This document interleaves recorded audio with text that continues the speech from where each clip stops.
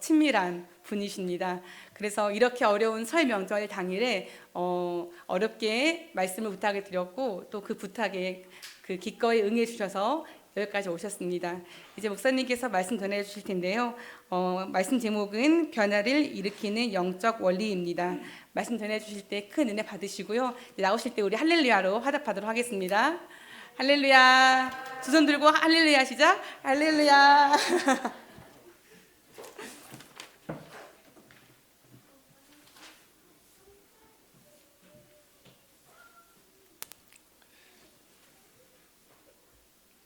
잠시 기도하겠습니다.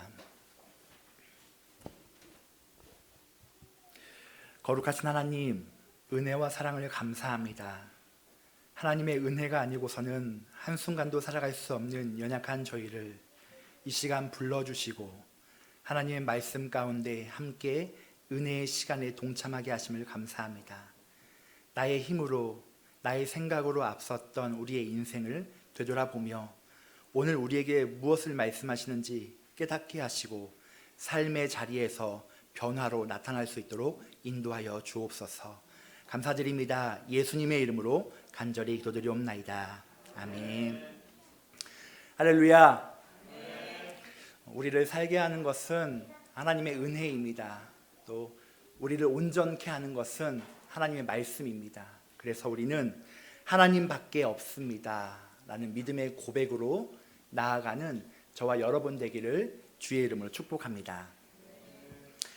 저는 전주에서 유년 시절을 보냈습니다. 유년 시절, 청소년, 청년, 결혼할 때까지 전주에서 생활을 하게 되었는데요. 전주에는 별명을 가진 두 개의 교회가 있습니다. 하나는 전주 안디옥 교회라는 교회인데요. 이 교회의 별명은 깡통교회라는 별명을 가지고 있습니다. 비닐하우스를 천막처럼 이렇게 사진에 보면은 깡통을 반절 딱 잘라서 놓은 교회다라고 해서 깡통교회라는 별명을 갖게 되었는데요. 이 안디옥 교회는 예산의 80%를 선교하는 데에 쓰는 귀한 교회입니다. 그래서 이 교회의 가장 큰 행사는 1년에 한 주를 정해서 우리가 흔히 말하고 있는 구역이나 셀 그런 이름들을 나라로 정해서 그 나라의 의상을 입고 행진하고 그 나라를 위해서 기도하는 그런 시간을 갖는 교회, 전주 안디옥교회 깡통교회입니다. 두 번째로 좀 소개할 교회는 제가 좀 사역을 했었던 교회인데요. 전주 완산교회라는 곳입니다. 이 교회의 별명은 깃발교회입니다. 왜 깃발교회인지 혹시 좀 감이 좀 잡히시나요? 교회를 중심으로 교회를 둘러싼 모든 곳들이 점집으로 되어 있습니다. 그러다 보니까 길게 들여놓은 대나무들 그리고 그 꼭대기에 깃발이 세워져 있는데 교회의 십자가를 찾는 일보다 깃발을 찾는 일이 더 쉽다고 하여서 깃발교회라는 별명을 가지고 있습니다. 제가 이 교회에서 사역했었을 때의 일입니다. 어떠한 일이 있었냐면요. 저는 1학년부터 6학년까지 전학년을 담당했던 전도사였는데요. 하루는 이 점집에서 할머니와 함께 커가고 있는 한 아이가 교회에 등록을 하고 싶다고 나온 것이었습니다. 그때부터 저의 등에는 등줄기에 땀이 주르르 흐르기 시작했고 그때부터 저는 영적 전쟁이 시작되었습니다. 어떻게 보면은 오지 말라고 할 수 없는 그런 상황 아니겠습니까? 점집의 아이가 교회에 나왔다. 그런데 이 아이의 특별한 행동이 있었습니다. 어떤 행동이 있었냐면 그때는 이제 저희 교육관에 의자가 하나도 없이 우리 아이들이 이제 뛰놀 수 있는 그런 곳이었는데 장의자 2개가 그 뒤에 이렇게 놓여져 있었습니다. 근데 이 아이의 특징이 무엇이냐면 항상 예배 1시간 전에 온다는 겁니다. 1시간 전에 와서 교회 안에서의 느낄 수 있는 본인만의 특별함이 있었겠죠. 그래서 그 아이가 1시간 전에 온다는 것을 제가 알고 이제 과자도 사주고 음료수도 사주고, 왜냐하면 혹시라도 이 아이가 예배를 방해할까 봐 예배 전에 제 편으로 만드는 것이 제 숙제였습니다. 그런데 어느 날은 제가 교회를 이제 걸어가고 있었는데 그 할머니, 이름도 까먹지 않는 그 진수라는 아이의 할머니가 속옷만 입은 채 동네를 막 돌아다니는 거였습니다. 흔한 일이에요. 점집에서 나타나는 현상들이 있죠.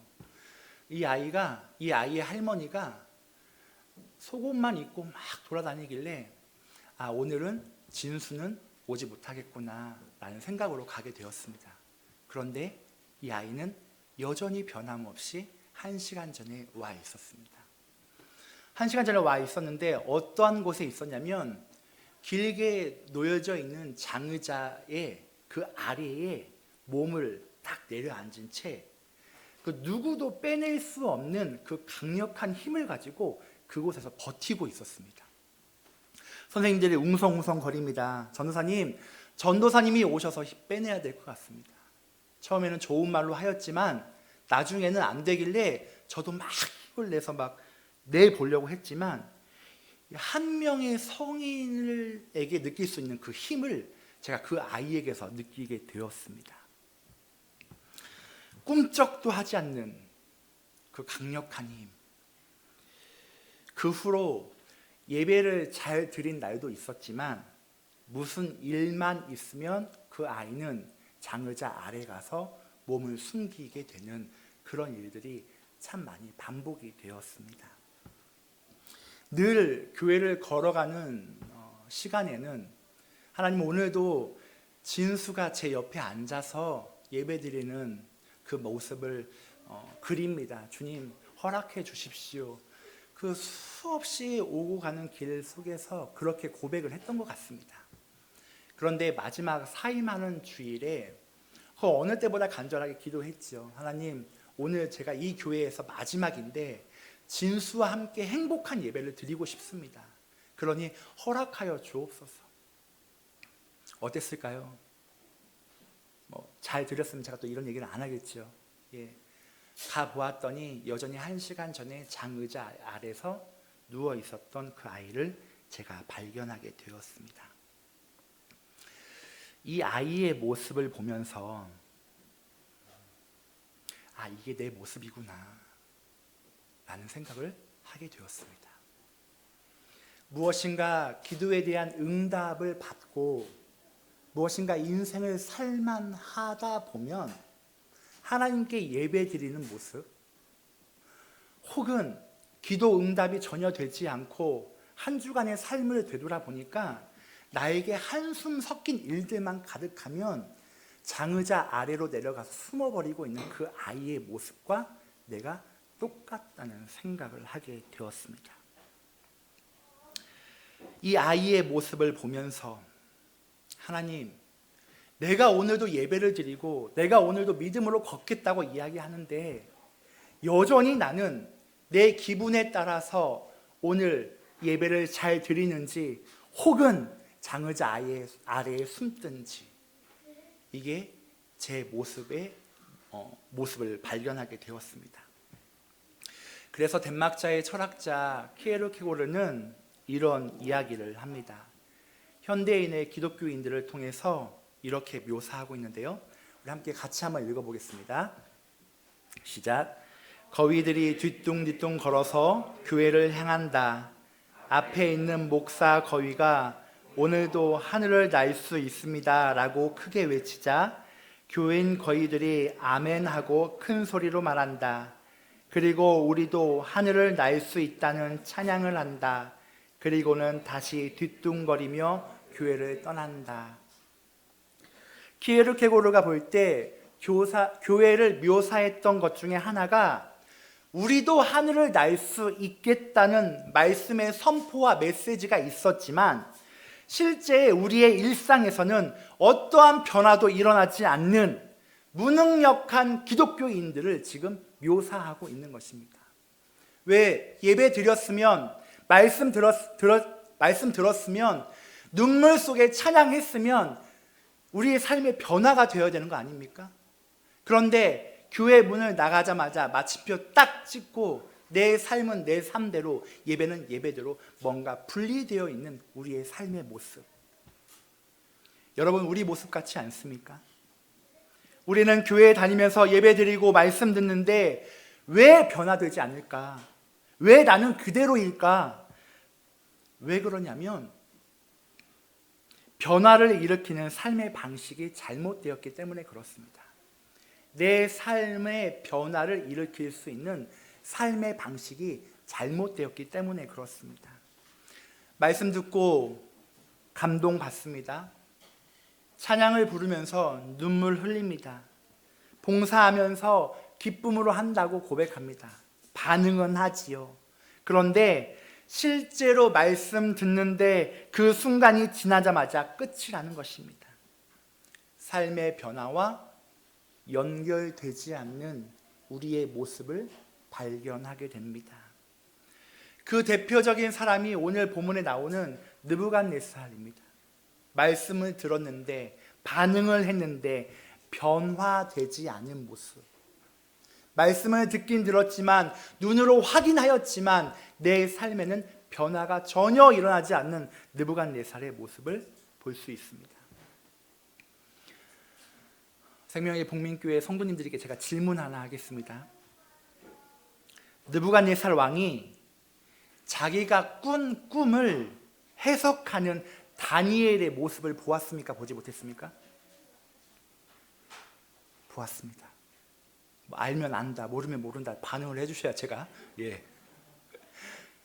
보았습니다. 다니엘의 세 친구들이 불 가운데 살아나는 것을 보았습니까? 보지 못했습니까? 보았습니다. 그런데 하나님을 찬양하고 하나님께 돌아오는 반응은 없었습니다. 목격하지 않았습니까? 그 은혜를 경험하지 않았습니까? 그런데 내 삶의 모습은 전혀 반응하지 못하고 있는 모습이 오늘 느부갓네살 왕의 모습입니다. 현재를 살아가고 있는 나의 모습이었습니다. 현재를 살아가고 있는 기독교인들의 모습이었습니다. 우리도 하늘을 날 수 있습니다. 믿음으로 고백하고 결단하였는데 다시 뒤뚱뒤뚱 걸어서 나가는 나의 모습. 주님만 믿습니다. 우리 아까 집사님의 찬양 고백처럼 주님이 일하실 것을 기대합니다. 주님이 일하십니다. 믿음으로 고백하였는데, 선포하였는데 교회 문을 나가는 순간 될까? 하나님이 나 같은 자를 통해서도 일을 하실까? 라는 그런 의문을 만들어 가고 있는 것이 현재를 살아가고 있는 저의 모습, 또 여러분의 모습인 줄 압니다. 그런데 오늘 본문 4장에 보면 왜 삶으로 증명하지 못하였을까?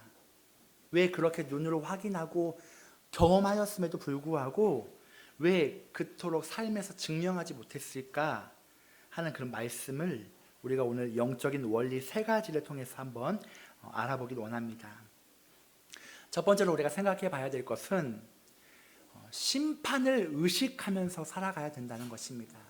우리 삶 가운데 심판을 의식하면서 살아가야 됩니다. 오늘 본문에 보면 느부갓네살이 마치 꿈쟁이 요셉처럼 꿈을 꾸게 되는데요. 높은 나무가 하늘에 맞닿았습니다. 그런데 천사가 내려오더니 그 나무를 자르기 시작합니다. 그리고 그루터기만 남아 있었습니다. 다니엘이 이 꿈을 어떻게 해석하게 되냐면 오늘 본문의 24절 말씀인데요. 같이 한번 읽어보길 원합니다. 24절입니다. 시작. 왕이여, 이 해석은 이러하니이다. 곧 지극히 높으신 이가 명령하신 것이 내 주 왕에게 미칠 것이니라. 어떤 분이 명령하십니까? 반드시 임할 심판이 느부갓네살에게 임한 것입니다. 왕이 회개하지 않으면 하나님의 심판이 임한다는 것입니다. 그런데 오늘 본문 다 읽진 않았지만 4장의 말씀을 보면요, 반복되는 구절들이 있습니다. 어떤 구절들이 있냐면 지극히 높으신 하나님이라는 구절이 나오고 있습니다. 총 6회에 걸쳐서 나오고 있는데요. 이 표현은 무엇이냐면 지극히 높으신 하나님이 느부갓네살 왕의 일거수일투족을 알고 계시고 지극히 높으신 그 하나님이 다 갚아주실 것이라는 확신의 해석이었습니다. 지극히 높으신 하나님, 지극히 높으신 하나님이 생명의 길 복민교회 가운데 함께 하실 것이고 지극히 높으신 그 하나님이 사랑하는 성도님들 삶 가운데 일거수일투족 개입하시고 함께 하시고 구원의 은총을 베풀어 주신다는 것입니다. 이게 오늘 본문에 나오는 다니엘 4장의 모습이었습니다. 그런데 여러분, 우리가 어떤 시대를 살아가고 있습니까? 기독교인으로서 정말 힘든 시기를 우리가 지금 살아가고 있지 않습니까? 정말 힘든 시기를 살아가고 있죠. 코로나로 인한 최초의 예배, 현장 예배가 중단되는 것을 우리가 좀 경험할 수가 있었고, 또 그로 인해서 한국교회의 민낯이 그대로 여실하게 드러나는 일들이 일어나고 있었습니다. 저는 민낯도 민낯이고 예배 현장도 예배 현장이지만 정말 제가 제일 안타까웠던 것은 다음 세대들에 대한 가정의 신앙교육을 이어갈 수 있는 그 부재 현상이 저는 굉장히 안타깝게 느껴지게 되었습니다. 그래서 저희 가족도 시작을 했던 것이 가정 예배였거든요. 그렇게 뉴스를 접할 때마다 교회에 대한 기사가 떠서 댓글을 볼 때마다 찢어지도록 아팠던 그 마음들을 기독교인으로서 그렇게 좀 살아가고 있는데요. 여러분 기억하시나요? 정인이 사건 잊지 말아야 됩니다. 그리고 나서 최근에 이르기는 이태원 사건까지. 한국의 교회는 무엇을 할 수 있단 말인가? 그때 한국의 교회들은, 성도들은 어떤 사명 속에 살아가고 있었던가라는 질문을 제 스스로에게 안 할 수 없었습니다. 이런 사건들을 어떻게 바라봐야 될까? 이런 사건들을 그리스도인으로 살아가고자 발버둥 치고 있는 청년들에게, 젊은 세대에게 어떻게 목사로서 얘기할까 참 많이 고민스러웠습니다. 그런데 제가 이런 사건들을 보고 개인의 삶을 들여다보면 거기에 대한 핵심은 무엇이냐면 이런 상황들을 막을 수 있는 것, 또 다시 반복되지 않는 것은 앞으로 우리에게 있을 그 심판을 우리가 기억해야 된다는 것입니다. 우리의 삶의 변화가 일어나지 않는 이유, 하나님을 믿으면서도 여전히 제자리 걸음하고 하나님을 믿으면서도 여전히 죄의 흙탕물 속에 살아가고 있는 이유는 하나님의 심판이 있음에도 불구하고 그 심판을 자각하지 않고 살아가고 있는 우리의 모습 때문에 그렇습니다. 보이지 않습니다. 보이지 않기 때문에 한 번 접고 내가 이렇게 살아도 되네? 그러면서 한 번 접기 때문에 나를 향한 하나님의 심판이 우리 삶 가운데 자각하지 못하는 것입니다. 보이지 않습니다. 그렇기 때문에 어떻습니까? 그저 그렇게 심판 의식하지 않고 내게 반드시 일어날 일임에도 불구하고 내 삶이 변화가 되지 않습니다. 사랑하는 여러분, 우리가 기억해야 될 것은 우리가 하나님을 믿으면서도 여전히 이렇게 살아가고 있다는 것입니다. 여러분 중에 그런 사람 있지 않습니까? 영적인 졸음 운전하는 사람들. 영적인 졸음 운전하는 사람들은 분명히 사고가 나게 되어 있습니다. 그렇게 되면 안 되는데 아무 일이 일어나지 않고 몇 번의 고비가 나에게 넘겨지다 보니까, 그런데 여러분 기억해야 됩니다. 하나님의 심판은 분명히 나에게 임하게 되어 있습니다. 임할 뿐만이 아니라 나에게서 끝나는 것이 아니라 다른 사람에게까지 임하는 하나님의 심판을 우리가 기억해야 된다는 사실입니다. 그래서 욥기 33장 14절 말씀에 보면 이렇게 기억합니다. 하나님은 한 번 말씀하시고 다시 말씀하시되 사람은 관심이 없도다. 하나님 말씀하십니다. 다시 말씀하십니다. 그런데 사람은 관심이 없습니다. 그래서 심판을 장악할 수 있는 가장 좋은 방법은, 우리의 영적인 졸음운전에서 깰 수 있는 가장 좋은 방법은 내 스스로 나에게 자꾸 질문하는 것입니다. 저는 두 가지 질문을 자꾸 저에게 하고 있는데요. 첫 번째 질문은 너의 예배와 삶이 일치가 되냐라는 질문을 제 스스로에게 굉장히 많이 합니다. 전 설교하고 내려가면 또 고통스러울 거예요. 너 잘 살고 있니? 너의 예배와 삶이 좀 일치가 되고 있니? 라는 질문을 스스로에게 굉장히 많이 하고, 또 한 가지의 질문은 너 지금 당장 심판받으면 천국 갈 수 있니? 라는 질문을 스스로에게 굉장히 많이 하게 됩니다. 우리에게 반드시 임할 그 심판을 우리가 기억하며 눈물이 습관에 젖은 타성이 아닌 내 삶을 바꾸실 하나님의 심판을 기억할 수 있는 저와 여러분 되기를 주의 이름으로 축복합니다. 두 번째로 우리가 생각해 봐야 될 영적인 원리는 감사를 회복하라는 것입니다. 감사를 회복해야 됩니다. 오늘 본문의 25절 말씀인데요, 한번 같이 읽어보기를 원합니다. 25절입니다. 시작. 왕이 사람에게서 쫓겨나서 들짐승과 함께 살며 소처럼 풀을 먹으며 하늘 이슬에 젖을 것이요 이와 같이 7때를 지날 것이요 그때 지극히 높으신 이가 사람의 나라를 다스리시며 자기의 뜻대로 그것을 누구에게든지 주시는 줄을 아시느니라. 아멘. 왜 느부갓네살이 심판을 받고 들짐승처럼 살고 있었느냐? 25절 마지막에 이렇게 이야기합니다. 누구든지 주시는 줄을 아시느니라. 느부갓네살은 하나님을 인정하지 않았습니다. 내가 여기까지 왔을 때, 내가 이 큰 제국을 내가 완성하였을 때에는 하나님이 주신 것이 아니라 내 능력으로 왔어. 이 제국은 내가 이루었어 라는 느부갓네살의 왕의 고백이 있었습니다. 그렇기 때문에 어떻습니까? 하나님께서 주셨다는 감사가 아니라 하나님께서 이곳까지 이루셨다는 그 감사의 고백의 인정이 아니라 내가 했다는 교만이 있을 때 하나님이 느부갓네살 왕을 치셨다는 것입니다. 그래서 우리가 발견하게 되어야 되는 것은 무엇이냐면, 여러분, 신앙의 변질은 언제 찾아오느냐? 바로 감사가 사라질 때 우리에게 찾아오는 것입니다. 신앙의 변질은 그렇습니다.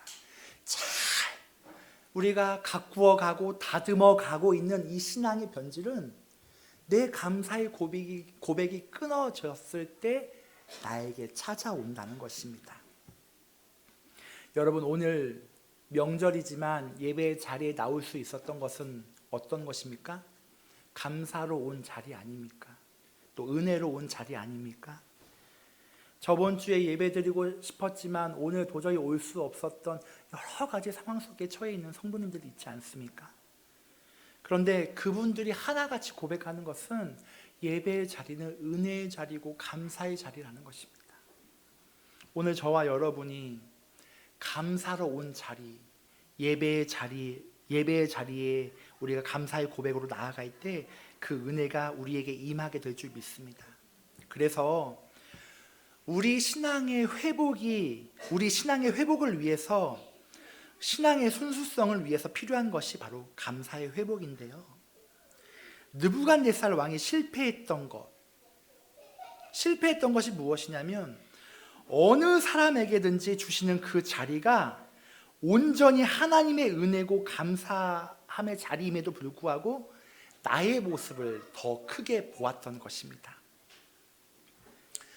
저는 이 감사라는 단어를 제가 이제 생각하고 마음에 다시 한번 되새길 때마다 저는 잊지 못할 한 분의 우리 집사님이 계시는데요. 제가 고등부를 담당했을 때 고1 학생과 고3의 학생의 어머니셨습니다.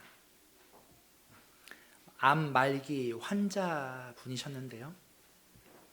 오랜 항암으로 인해서 온몸에 멍이 든 상태였습니다. 그런데 이제 몇 주 살지 못합니다라는 병원에서의 진단이 떨어졌을 때 그 집사님에게 찾아간 한 명의 사람이 그 집사님에게 이렇게 이야기합니다. 집사님의 아들들 제가 잘 키워줄게요. 그러니 집사님이 가지고 있는 그 돈을 저에게 주세요. 누가 남아있는 제 아들들을 키워줄까 그렇게 고민하던 찰나에 설마 이 돈을 가지고 어떻게 하겠어? 라면서 통장을 그대로 그 사람에게 건넵니다. 그런데 이 집사님이 사기를 당하게 된 것이죠. 그렇게 해서 제가 집사님을 신방하게 되었습니다. 의도치 않게 그 집사님에게 제가 첫 번째 했던 질문은 집사님, 혹시 하나님이 원망스럽지 않으세요? 라는 질문을 제가 하게 되었습니다. 그런데 집사님이 막 우시면서 했던 이야기가 목사님, 제가 지금까지 살아있게 해주시고 자녀들도 저만큼 성장할 수 있도록 도와주신 분은 하나님이신데 제가 아무리 생각해도 하나님께 너무 받은 것이 많아서 감사한 인생을 살고 있습니다 라는 답을 저에게 해주시더라고요. 그리고 정확히 일주일 계시다가 하나님의 부르심을 받았습니다. 저는 지금도 그 집사님의 간증의 고백처럼 살아갈 수 있는 자신감이 없습니다. 정 목사, 너의 인생에 지금 감사하니? 정 목사, 너의 처해져 있는 지금의 상황들 감사함의 고백으로 살아갈 수 있니? 집사님의 고백만큼 할 자신이 없습니다. 그런데 제가 이 집사님과의 만남을 통해서 느낄 수 있었던 단 한 가지, 하나님께서 내 삶 가운데서 이루시지 않는 것들, 여전히 막으시는 것들, 여전히 나의 기도의 응답의 그 타이밍이 맞지 않는 것들, 여러분들 있지 않으십니까? 그래서 실망시키는 것이 아니라 하나님은 나를 통해서 여전히 완성될 퍼즐의 한 조각을 가지고 계시고, 하나님께서 나를 통한 그 놀라운 삶의 비밀을 하나님은 하나하나 퍼즐을 지금도 맞추어 가고 계심을 우리가 알아야 된다는 사실입니다. 그랬을 때 우리에게 감사의 고백이 일어날 수 있습니다. 우리가 하나님 앞에서 삶을 돌아봐야 됩니다. 감사하지 못하면 하나님을 향한 원망이, 하나님을 향한 불만이, 불평이 자꾸 내 삶 가운데 하나님의 은혜를 가로막고 있다면 우리가 생각합시다. 내 죄성, 내 욕심, 내 본능, 내 생각대로 살면서 빚어져 가는 것이 아니라, 만들어져 가는 것이 아니라 하나님은 가장 적절한 시기에 가장 정확한 방법으로 여전히 우리 삶을 만들어 가시고 계신다는 사실. 그래서 우리가 입술로 고백하고 우리 삶 가운데 고백해야 되는 것은 감사의 회복이라는 것입니다. 사랑하는 생명의 복민교회 가운데 감사가 다시 회복되기를 원합니다. 감사의 고백이 나로 인해서 옆 사람에게 전파가 된다면 그게 바로 교회 공동체 안에서 이루어질 수 있는 가장 강력한 무기가 되지 않겠습니까? 지금은 연약해 보여도, 지금은 보잘것없이 보여도 하나님께서 이 교회를 이곳에 세우신 분명한 이유와 목적이 분명히 있을 텐데, 성도 된 나 한 명은 우리가 어떤 역할을 해야 됩니까? 감사해야 됩니다. 감사해야 됩니다. 우리 삶 가운데 감사가 넘쳐나기를 주의 이름으로 다시 한번 축복합니다. 마지막으로 생각해 봐야 될 것은 하나님의 섭리를 인정하고 살아가는 것이 정말 중요하다는 것입니다. 하나님의 섭리를 인정하고 살아가는 것이 중요하다는 것인데요. 오늘 본문에 나타난 느부갓네살 왕의 30절 말씀에 보면은 이렇게 기록합니다. 제가 읽겠습니다. 나 왕이 말하여 이르되 이 큰 바벨론은 내가 능력과 권세로 건설하여 나의 도성으로 삼고 이것으로 내 위엄의 영광을 나타낸 것이 아니냐 하였더니, 뭐라고 이야기합니까? 내가, 나의, 내 위엄, 이렇게 이야기하고 있습니다. 나는 내 뜻대로 산다. 나는 내 뜻과 계획에 실패한 적이 없다. 내 방법대로 하면 반드시 이룰 수 있다. 자기 확신에 강력하게 찼던 사람이 느부갓네살이었습니다. 그런데 그런 그의 모습을 보시고 하나님께서 어떻게 말씀하시냐? 최고의 확신을 가졌던 인간 이상의 모습을 가졌던 이 느부갓네살을 어떻게 치시냐면 동물화 망상이라는 병으로 치십니다. 동물화 망상은 어떤 것입니까?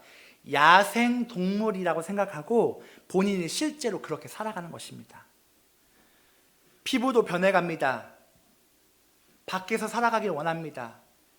동물화 망상처럼 인간 이상의 삶을 살았던 느부갓네살 왕을 하나님께서 치십니다. 7년 동안 그렇게 인간 이하의 모습으로 그를 훈련시키시고 단련시키시는 모습이 나옵니다. 그런데 놀라운 것은 무엇이냐면 이 고난의 때에 7년 동안 동물처럼 살고 낮아질 대로 낮아졌던 이 느부갓네살 왕이 36절의 말씀에 보면 변화되기 시작합니다. 36절 말씀인데요, 같이 한번 읽어보길 원합니다. 시작. 그때 내 총명이 내게로 돌아왔고 또 내 나라의 영광에 대하여도 내 위엄과 내 광명이 돌아왔고 또 나의 모사들과 관원들이 내게 찾아오니 내가 내 나라에서 다시 세움을 받고 또 지극한 위세가 내게 더하였더라. 아멘.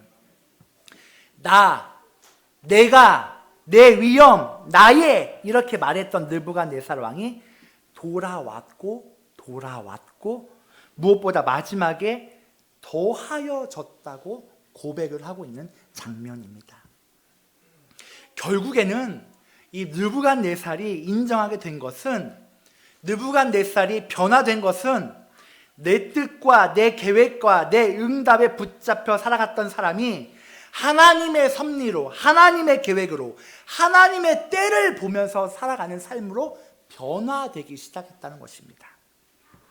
겨우 내가 이룰 수 있는 이 작은 것에 만족한 것이 아니라 하나님이 이루실 거대한 것들을 바라보게 되었던 것입니다.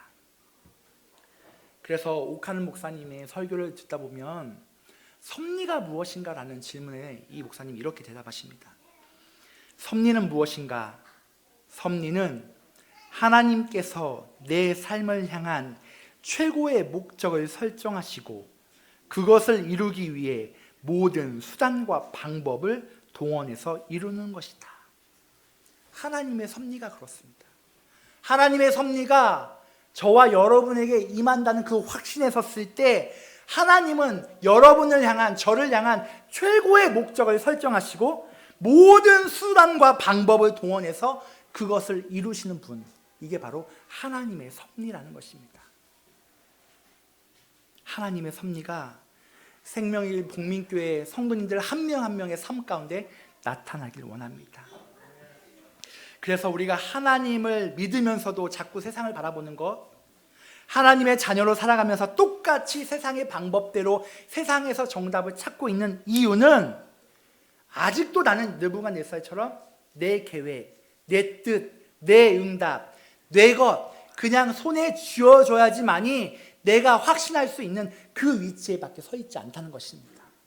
그러나 사랑하는 여러분, 하나님의 섭리 가운데 우리가 믿음으로 걸어가는 순간순간이 있기를 간절하게 축복합니다. 그 하나님의 섭리, 우리의 감사의 고백으로 인한 하나님의 섭리를 느끼게 되었을 때에 하나님은 일하기 시작하십니다. 하나님께서 우리 삶 가운데 만지시고 터치하시고 이끄시고 역사하신다는 그 존귀한 사실을 우리가 이 시간 믿음으로 고백하시고 삶으로 가져가 증명할 수 있는 저와 여러분 되기를 주의 이름으로 축복합니다. 말씀을 마무리하도록 하겠습니다. 여러분, 어떠한 한 주를 좀 살아오셨나요? 어떤 분에게는 우리 삶이 풍랑을 만난 베드로 같을 수 있습니다. 또 폭풍을 만난 요나 같을 수 있습니다. 사자굴 속에 다니엘 같을 수 있습니다. 그러나 하나님은 그 상황 속에 있기를 원하십니다. 사람의 최대의 관심사는 그 상황을 벗어나는 것이 최대의 관심사이지만 우리 하나님의 최대의 관심사는 상황 안에서 하나님을 의지하는 것이 하나님의 최대의 관심사입니다. 오늘 이 찬양 함께 부르며 기도하기를 원하는데요, 우리의 삶이 무명이어도 가난하여도 연약하여도 예수님의 충만함으로 채워질 수 있는 우리의 삶이 되기를 주의 이름으로 축복합니다. 이 시간 함께 충만이라는 찬양 함께 부르기를 원합니다.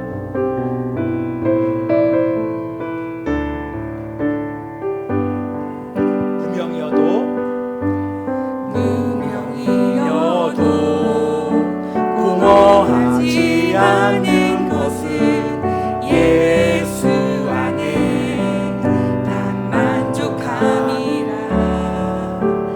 가난하여도 부족하지 않은 것은 예수 안에 오직 나는 부요. 다시 한번 고백합니다. 무명이어도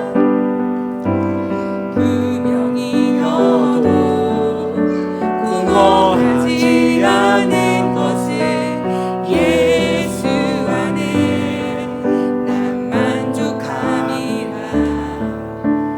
가난하여도 부족하지 않은 것은 예수 안에 오직 나는 부요함이라. 난 예수로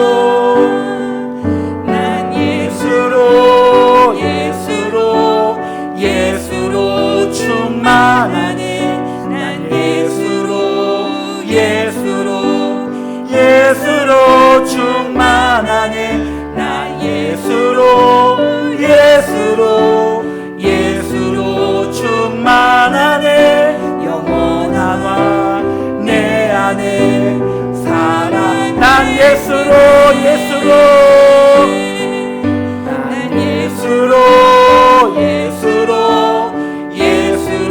충만하네. 난 예수로 충만하네. 난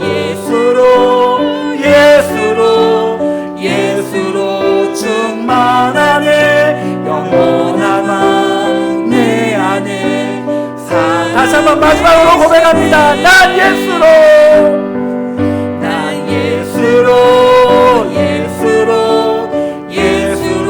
충만하네. 난 예수로 충만하네. 난 예수로 충만하네. 영원한 왕 내 안에 살아계시네. 함께 기도하기를 원합니다. 하나님, 여전히 내 안에서 상황 속에서 변화되지 않는 나의 삶의 여전한 모습들, 여전한 죄의 웅덩이 속에서 무엇이 옳은지, 내 몸에 무엇이 묻었는지도 모른 채 살아가고 있는 우리의 연약한 모습들, 하나님께서 우리를 살리셔서 하나님께서 오늘 말씀을 기억하게 하여 주셔서 영적인 원리로 다시 한번 살아낼 수 있는 아버지 하나님 우리의 인생이 될 수 있도록 주님 함께하여 주시옵소서라고 이 시간 주여 한번 크게 부르짖고 기도하며 나아가기를 원합니다. 주여! 사랑의 아버지 하나님 은혜와 사랑을 감사합니다. 놀라운 하나님의 은혜 가운데 이곳에 생명의 길 복민교회를 세워주시고 하나님의 놀라운 그 은혜 안에서 은혜로 만족하며 살아갈 수 있도록 아버지 하나님 역사해 주심을 감사합니다. 하나님 내 삶이 어떠한 삶을 살아가고 있습니까? 여전히 삶의 풍랑을 만난 베드로같이 폭풍을 만난 요나같이 사자굴 속의 다니엘같이 하나님 그 상황 속에서 어떻게 해야 될지 몰라 고민하고 걱정하고 염려하고 살아가고 있습니다. 그러나 주님 하나님 나는 이 상황을 벗어나고 싶지만 내가 믿는 내 인생의 주인 되신 그 하나님은 아버지 하나님 그 상황 속에서 하나님을 찾기를 원하고 계심을 우리가 믿음으로 고백합니다. 하나님 도와주셔서 하나님 인도하여 주셔서 내 삶의 변화는 하나님 우리가 아버지 하나님의 심판이 있음을 믿음으로 고백하게 하여 주시고 삶의 간절함으로 고백함으로 감사함으로 나아가게 하여 주시며 철저하게 하나님의 섭리를 인식하고 살아낼 수 있게 무도가 되도록 주여 인도하시고 역사하여 주옵소서. 하나님 내가 예수 믿지만 아버지 하나님 내가 가면을 쓴 아버지 페르소나처럼 아버지 하나님 내 삶의 아버지 아직도 해결되지 못한 수만 가지의 문제들 용서하여 주시고 예수 그리스도의 마음 가운데 살아낼 수 있도록 주여 인도하시고 역사하시고 은혜 베풀어 주시고 역사하여 주옵소서. 하나님의 사람이 되게 원합니다. 내가 아버지 하나님 이 상황 속에서 하나님 간절하게 찾기를 원하오니 하나님 도와주시고 인도하시고 역사해 주옵소서. 아버지 하나님 도우시고 인도하여 주시고 한 번 더 기도하도록 하겠습니다. 지금 선교의 현장 속에 있는 우리 주황진 담임 목사님과 또 선교 팀원들을 위해서 기도하겠습니다. 하나님께서 이 시기에 그곳을 보낸 분명한 목적이 있을 것입니다.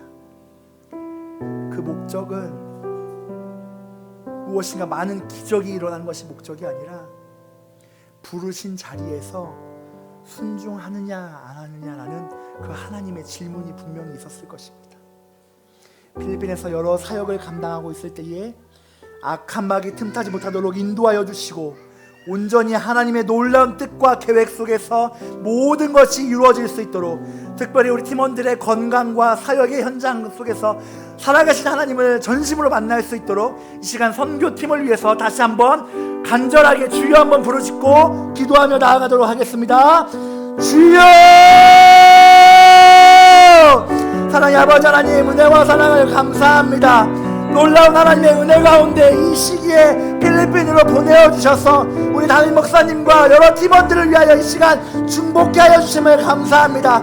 하나님 보내신 이유가 분명히 있을 텐데 하나님의 놀라운 뜻이 분명히 일어나게 하여 주시고 하나님의 놀라운 사역이 아버지 분명히 일어날 수 있도록 인도하여 주었어. 놀라운 하나님의 은혜 가운데 계획 가운데 하나님의 섭리 가운데 아버지 모든 것을 맡기고 돌아올 수 있도록 주여 도와주셔서 그곳에서 임하는 여러 가지의 사역들 하나님 우리는 알 수 없지만 하나님께서 분명히 이루시고 역사해 주셔서 한 걸음 한 걸음 내릴 때마다 하나님의 은혜 가운데 간절하게 사모하며 나아갈 수 있도록 주여 도와주시고 인도하여 주셔서 놀라운 하나님의 은혜 가운데 간절하게 나아가게 하여 주시고 필리핀 현장 가운데 하나님의 숨을 쉬며 여러 가지 계획들 가운데 함께 하여 주셔서 악한 마귀 틈타지 못하도록 인도하여 주시고 성령 하나님의 역사하심과 인도하심 따라 나아갈 수 있도록 주여 도와주시고 인도하여 주셔서 하나님께서 함께 하시고 인도하실 것을 믿습니다. 놀라운 하나님의 은혜 가운데 간절하게 사모하며 나아가기 원하오니 아버지 필리핀 팀을 붙잡아 주시고 아버지 하나님 곳에 임한 하나님의 은혜가 놀라운 하나님의 섭리가 아버지 나아갈 수 있도록 주여 도와주시고 인도하여 주시고 역사해 주옵소서. 하나님 감사합니다. 하나님의 은혜가 아니고서는 살아갈 수 없는 우리의 삶을 하나님께서 지키시고 인도하여 주심을 감사합니다.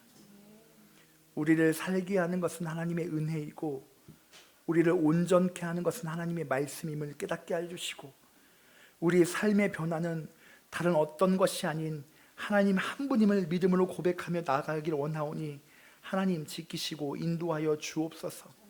심판을 의식하며 살아가게 하여 주시고 우리 삶의 감사를 회복하게 하시며 하나님의 섭리를 인정하고 살아갈 수 있도록 주여 붙잡아 주시옵소서.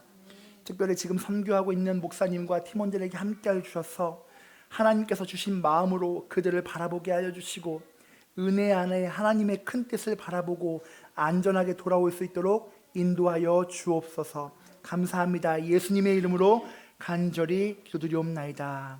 아멘.